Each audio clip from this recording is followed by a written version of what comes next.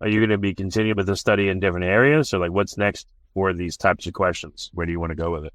Sure. Well, we did some initial work on this in entrepreneurs, and we're still kind of trying to extend that. So there's some research that my graduate student here, a graduate student that I worked with, who's working in this space. We're trying to connect entrepreneurs and their kind of well-being, and if their faith actually allows them to cope through difficult things, because this is another one of those areas where faith could maybe have an impact on difficult, challenging, let's say uncertain environments which are common for entrepreneurs, right? Could they have their religious kind of coping, resources to actually persist? And it does seem like in our initial study in this space that does turn out to be true, right? That they'll continue on because they have these extra resources. So in fact, there's actually a colleague of mine, David Miller, who's at Princeton, and he does work in this space and works with organizations and kind of navigating them through this space. And early on, he did a study where he kind of a sociological review of all the different ways that faith was integrated into work. And he came up with 4 areas. One is ethics. And I've certainly done some things in that space, trying to figure out how ethics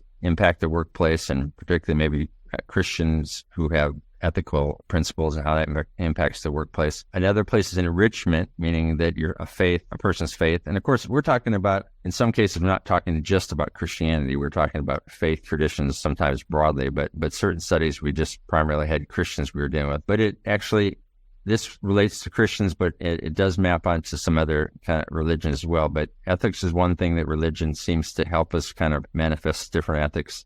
And we've done some work in there. Enrichment, where you actually have extra resources, you feel like they're kind of help you in the workplace. And that could be just the sense of God being with you and being able to cope and persist, maybe wisdom, maybe other things that you feel like you bring to the table because your faith background, maybe the support of people behind you, they're, supporting and praying for you. But that's the second one. So ethics and enrichment is another way that people integrate. The third one is more of a expression, like people integrate their faith by speaking about it in the workplace or wearing certain things that, demonstrating it. We find out that one actually leads to a little bit more pushback in the workplace, that people are less comfortable with that. And organizations, I think there's a need for more research to figure out when and how can we encourage different expressions of faith, and when does it actually become counterproductive for the organization to support those. So that's an area of research that I haven't done much research in. We initially have found that people who have high levels of faith integration around expression